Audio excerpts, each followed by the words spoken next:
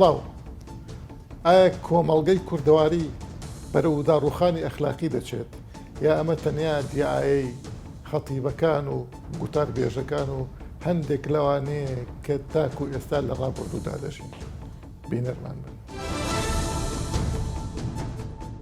لەگەڵ گەشەی ژێرخانی ئابووری و گۆڕانی ژیانی کۆمەڵایەتی و کولتوری و بەرزبوونەوەی بینا و باڵەخانەکان هەمیشە پەیوەندی نێوان مرۆڤەکانیش گۆڕانکاری بەسەردادێت.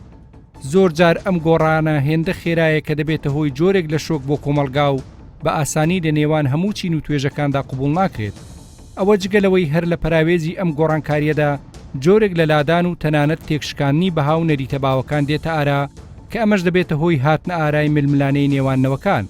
ئەمڕۆ لە کوردستاندا هەندێک لە شارەزایانی بواری پەروەردەیی بانگەشەی ئەوە دەکەن کە کوردەواری بە جۆرێک لە جۆرەکان لە بەها ڕەسەنەکانی خۆی لایداوە و هەندێک بنەمای ئەخلاقی وەک ڕێز و نیشتیمان پەروەری و دڵسۆزی و ڕاستگۆیی بە جۆرێکی مەترسیدار بەرەو لاوازی و تەنانەت داڕوخانیش چووە. لە بەرامبەردا بەشێکی تر لە ڕۆشنبیران کە زۆرتر سەر بەنەوەی نوێنڕایان وایە ئەگەر لادانێکیش هەبێت بە پلەی یەکەم تاکە کەسیە و بە پلەی دووەمی ژمەرج نییە هەموو بەهایەکی کۆن باش و گونجاو بێت بۆ سەردەمی ئێستا. کۆمەڵگەی کوردەواری بەرەو داڕوخان دەچێت یاخود داڕوخاوە. ئەمە گوتەی زۆر لە خەتیبان و بانکخوازان و تەنانەت ئەکادیمیستەکانیشی گرتوتەوە وای لێ هاتووە ئەم قسەیە ببێتە بەڵگەنەویستێک و هەموو کەس باوەڕی پێبێت. بەڵام ئایا بەڕاست کۆمەڵگەی کوردەواری بەرەو داڕوخانی ئەخلاقی ئەچێت یاخود ئەمە تەنیا ڕەشبینیەکە لەنەوەی کۆنەوە بەرەونەوەی نوێ؟ ئایا ئەم ئەخلاقە چییە کە خۆ خەتیبەکان و ئەکادیمیستەکانیش تەنانەت باسیەکەن؟ مەبەست لە مۆڕاڵ یا لە ئەخلاق چییە لەم قسانەدا؟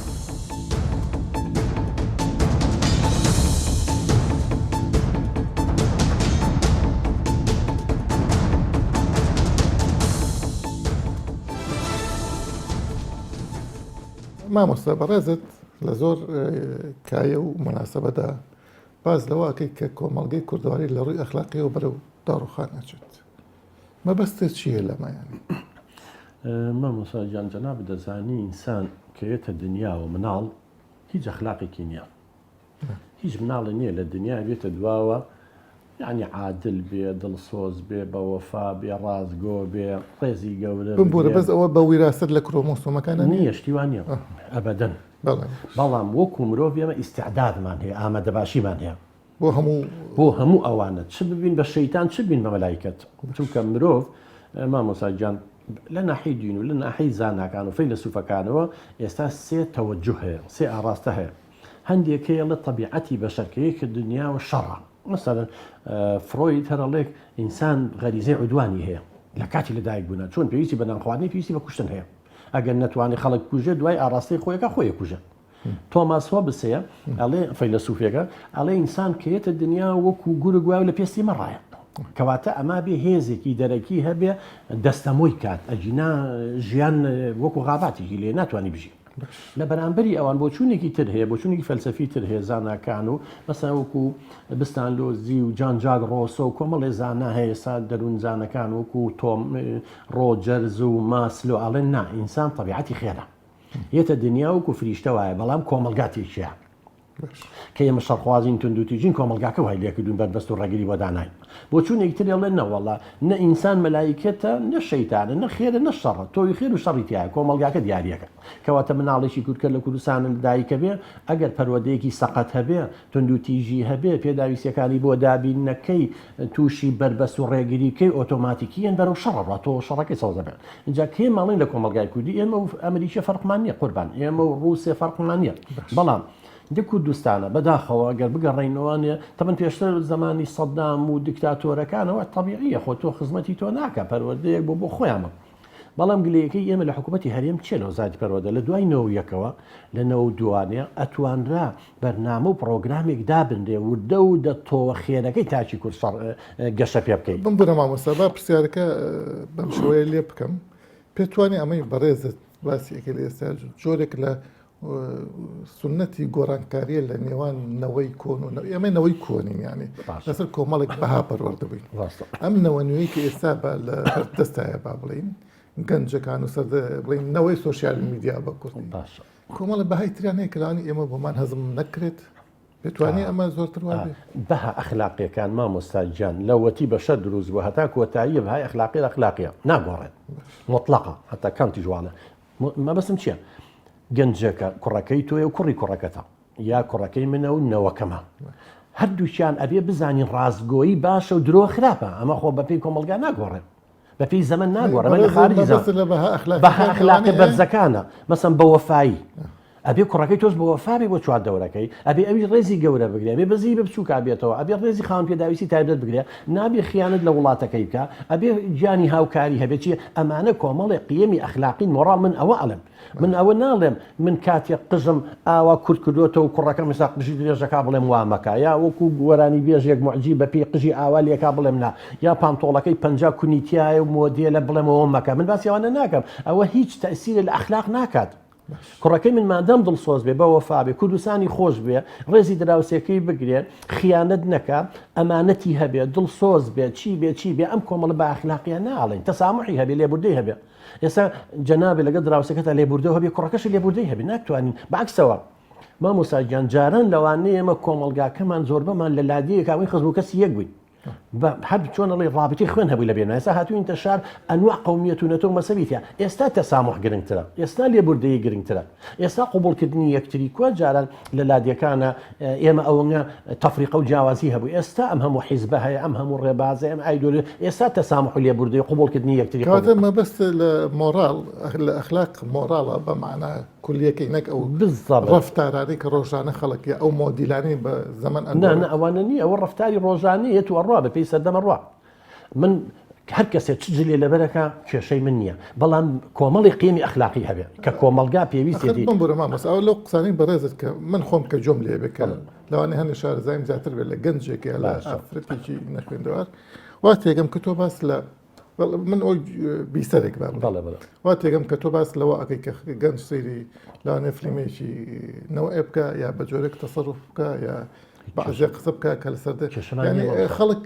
بەو معنە ئەخلاقی لەمانەت مەسەلە سێکسیەکان زۆرتر نا بەعکسەوە جانبی ئەخلاقی کە ئاڵین مۆڕاڵ بەمانە بەرفراوانەکەی ئەوەی ئێستا ڕاستە ئەو قسەی جەنابی ڕاستە لە کوردستان و لە ڕۆژهەڵات و لای ئەم ئەوانی کە وەکو ئێمە دابووی نەریتیان وایە زیاتر ئەخلاقن ڕەبت کردو بە ناحی جنسیەوە ینی جاران ئەگەرێکی داوێن پیس دوو لە ڕێی تۆ بینێدان شەڕواڵ پیس وایانگو بێ ئەخلاقە بەڵام کەسانێکی شەڕواڵ پیس و داوێن پیسیش نییە بەڵام غەشەکە ئەنتی تاجرێکە کاکە فێڵ لە منوتەوە کا غەشەکە ئەمە مۆڕاڵی نییە نیشتیمانەکەی فرۆشن بەڵێ درۆەکە نیشتیمانەکەی فرۆشن ئەچێ نوێژی جومعە ئەکە بەحسا موسڵمانە کە چێ پارە ئەیا بە سمایل هەڵشۆیی سلێمانی ناوە سلێمان هەڵشۆیی کە ئەمە سووە حرامە با من هەر بۆ خۆمە ئەوکو هەرچەند ئەمە قسەی من نییە بەس بابی لەم تازە ڕۆژە لە مزگەوتێک نوێژمە کرد پیاوێک لە تەمەنا بوو لە ناو بازار لای ئەسحابسپی تەلەفۆنی بوات لەو کاتە لە دوای نوێژ هەڵی کە تۆ لە کوێ وەڵا لەسەر شەستین چارە نوێژەکە لێنە بۆ تۆ درۆکان ئەمە بەس کڵێشەی موسڵمانە وەکو عادەتە وەکو زۆر جار ئەبین ێستا زۆر کەسەیەڵە من موسڵمانم بەڵام ڕەفتارەکانی موسڵمانێ واللهی بە قەناعەتی من مەسیحیەک ئێزیدیە کاکەیە دڵسۆز بێ خیانەت لە وڵاتەکەی خۆی نەکا خیانەت لە دراوسەکەی نەکا بە وەفا بێ ڕازگۆ بێ تەسامحی هەبێ لێبوردێ بێ ئەو موسڵمانە یعنی موسڵمانەوە نیو کڵێشەیەکە قیەمەکان من لەسەر قیەمەکان پێویست بە چەندین توێژینەوەی ئەکادیمی ناکە بزانین کۆمەڵگەی کوردەواری تا چڕاتەیەک تاڕوخاوە مۆمۆستا من خۆم چەندها توێژینەوەم کردو لە زانکۆی سەڵاحەدین لە زانکۆی سلێمانی بۆ ڕێکخراوەکان بۆ توێژینەوەی مەیدانی بەڵێ مەسەلەن من چاوپێکەوتنم لەگەڵ سەدان و هەزاران دایک و باوکا کردو بۆ نمونە خۆ لەوانەیە کوڕەکەی باشتر بێت لە باوکی لە ناحی مۆڕاڵەوە ئێمە خۆ نەمەوتوە جیلێکی تر ئێستا زۆر جاڵە جیلی ئاڵتونی من خەناعەتم بەو شتە نیە مامۆستا شتێکی ناوی جیلی ئاڵتونی و یان نەوەی ئاڵتونی و نەوەی زێڕ و نەوەی زیوێ ئەگەر تۆ نەوەی ئاڵتونی ناڵەکە شەبێ ئاڵتون بێت ئەو ئیستراحی سۆشیال میدیا ئەوە شتی وان نییە لەبەر چی لەبەرەوەی لە نەوەی ئێمەشا پیاو خراپ هەبووە ئینحرافە بۆ لادان هەبوو لەوەتی مێژوو هەیە ئەو ئینحراف و لادانانە هەیە لاقی بەوە نییە بەڵام لەوانەیە ئێستا نەوەکانمان گەنجەکانمان زیاتر ڕوبەڕووی لادان ببنەوە لەبەر چی لەبەر ئەوەی سوۆسیال میدیا هاتۆتە ژیانیانەوە لەبەر ئەوەی ئێمە وەکو جاران دایک و باوک ئاگای لە مناڵەکانی بوو خزم و کەس و ناسیا بوو نێسا وەکو جاران بۆچی پێتوانێت سوۆسیال میدیا سلوک و ئەخلاقی مۆراڵی باشیان فێر بکات من لێرە کێشەکەم ئەوەیە زۆربەی تاچی ئێمە بەو توێژینانەی کردومانە تونند و تیژن تەسامحیان نییە لێبوردەیان نییە باشە باوکان تونند و تیژنیە هەمووی من ئێستا و توێژینەوەکە جەناب پرسیارەکە نەوهێشتەواوی کە وەڵامەکەی ئەوی ژەوەیە کە توێژینەوەمان کرد لە 100 تا 30 بۆ 35 دایک و باوکێمە تونند و تیژە لەگەڵ مناڵەکانیان لی ئەیە ئەکادیمی توێژینەوە مەیدانی بەڵێن بڵاویشم کردوە لە گۆڤارن لە 30 بۆ 35 دایک و باوکی ئێمە لە هەردوو شاری سلێمانی هەولێر کردومە تونند و تیژن لەگەڵ مناڵەکان یانی دایمەن لێدان و تونند و تیژی و چاسوورکردنەوە بەکارنێ ڕبعێکی تقریبا یەک لەسەر سەیەکە زۆر مەترسیدارە تا بەنەوە مناڵەکەی تونند و تیژ دەرەچێت کاتێک کە ئێمەڵێنەوەی ئاڵتونی ئێمەنەوەی ئەگەرنەوەی زێڕین و ئاڵتونبی مناڵەکانمان بووە تەنەکە دەرچوو کەواتە پەروەردەکە سەقەتەکەی ئێمەیە ئەنجاون لێرە کە باسی ئەواکەم خەلەلەکە لە چیە من لە سەرەتا باسم کرد هیچ مرۆڤێک نییە بە لەدایک بێ ئەخلاقی هەبێ مۆڕاڵی هەبێ ئەوانی باسم کرد بەڵکو بێ کۆمەلگا ئێمە نە لە ناو خێزانە نە لە ناو وەزارەتی پەروەردەیە بابەتێکمان نییە لە ڕێگەی بابەتەکانی ترەوە نەمانتوانیوە ئەو پەروەردەی مۆڕاڵە بکەین مناڵەکانمان یەکتریان خۆش بێت تاوانی حکوومەت لە چیە لەمە وەزارەتی پەروەردە ئەبوایە بەرنامەی هەبووە لە 1992 مناڵەکان لێبوردەیان هەبوایە ئێستا ئەوەی کە یەکتریە کوژن ئەوەی کە لەسەر بۆ نمونە ترافیک لایتێکە لەسەر کۆتەر هەڵڵانێکە بەستم ئاخر نەچوتە مەکتب ئەی خێزان ئەی ڕاگەیاندن خۆ پەروەردە مامۆستا بەس مەکتب نییە من کە باسی مزگەوت بەڵێ من کە باسی پەروەردە ئەکەم کۆمەڵی دام و دەستگامان هەیە خێزانە باخچەی ساوایان و قوتابخانە و خوێندنگە ڕاگەیان نەکان شوێنەکانی خواپەرستی هاوڕێ دام و دەستگا حیزبیەکان بە هیچی نەمانتوانیوە کۆمەڵی قیمی مۆڕاڵی لە ناوم کەسەیە دروستکەین بۆ ئەوەی لێبوردە بێکە من تۆ دەنگەدەنگێکمانە لێبوردە بین وەک نیسبە مەسەلەن لە کۆمەلگەی ئەمریکیشە تاوان هەیە لە کۆمەلگەی ئەوروپیشە هەیە ڕێژەکەی زۆرە لای ئێمە قوربان لا ئێمە زۆرتر پرسیارە بکەم لە هەموو کۆمەلگایەکە هەیە بەڵام بەڵێ لە کۆمەلگای ئەمریکیا چیە کابرایەک پیا ئەبێ تونند و تیژە منحریفە سیلاحێکە باتە مەکتەبێکە و ویست کەسە کوژێت بەڵام ئێمە ڕۆژانە هەزاری یەکتریە کوژین هەر بەلانی دەرونی یەکتریە کوژین خۆ بەسەرگەی کوشتنی جەستەیی نییە بەس بتوانێت بەهای ئەخلاقی مامەسەر زۆرتر بە شتی پراکتیکیە بێ بۆ نمونە ئەگەر کۆمەڵگەی مامەسا ئەگەر حکوومەت دادپەروەر بێ خەڵکیش نیشتیمانی خۆی خۆشەوێت بێگومان ئەگەر باوک دادپەروەر بێ مناڵش ئاسایی دەرەچێت هیچ بە قسە ناکە ئێستا لە ماڵەوە ئەجا خۆی ئێستا پەروەردەی نوێزانانی لە چی مامۆستاجان ئەڵە قەت تۆ بە مناڵەکە مەڵێ درۆمەکە مەڵێ درۆ خراپە بەس خۆ درۆ بەس کەس لە بەرچاوی درۆنەکە درۆنی شۆپی خۆ بۆ ماوەی نییە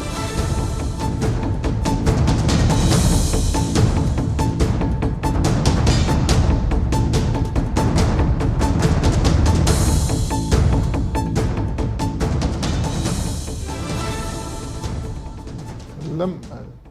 بڵین دوایەدا زۆر باس لەوە کرد کە لە کۆمەڵگەی کوردەواریدا ئەخلاق داڕماوە یا خەریکە نامێنێت کۆمەڵگەکانی پێشتر باشتر بوون پێت وایە خۆی ئەم گوتارە چی ئەمە ڕاستە بەڵێ دیارە وەکوێ باستانکرێمە بۆ بە شتێکی بەربڵاو کە زۆر کەس باسیەکەن ینی ئەم شێوازە لە بیرکردنەوە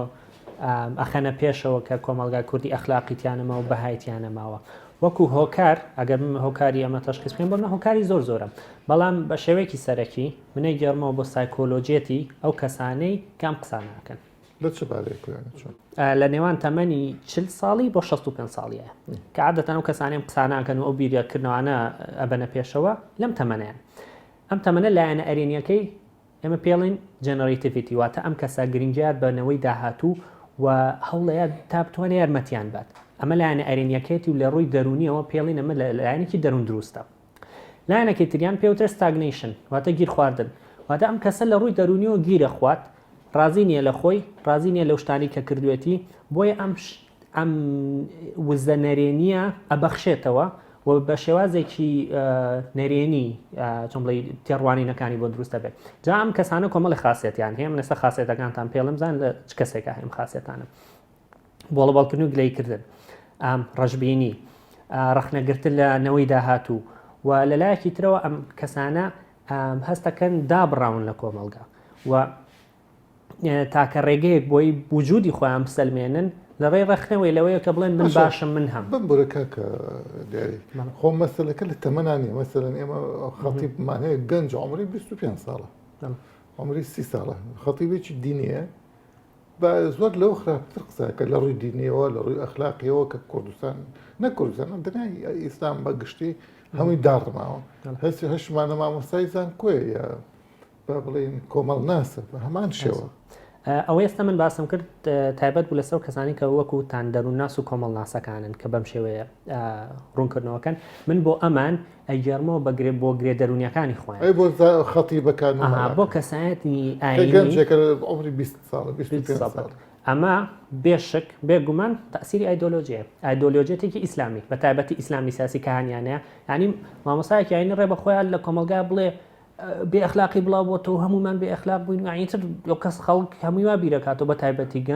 گەنج گەورە بێ بیرەکاتەوە کە بێ ئەخلاقە. باشە باسی گەنجی کرد لەم پێت وایە ئەم جۆرە خیتابەت چێ کاریگەری چێ بێ لەسەر ئەم نیو جەنەرەیشنە ئەم گەنجانە ئەم نەوەیە با بڵێن